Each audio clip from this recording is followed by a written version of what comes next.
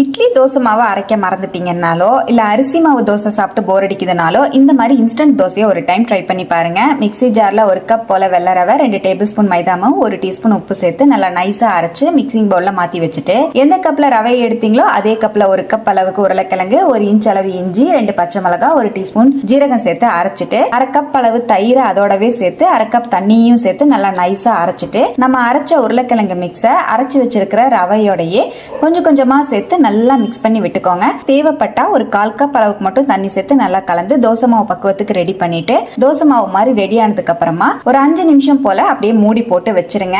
இன்ஸ்டன்டா தோசை செய்யறனால ஒரு 1/2 டீஸ்பூன் அளவுக்கு பேக்கிங் சோடாவையும் சேர்த்து மாவை நல்லா கலந்து விட்டுக்கோங்க.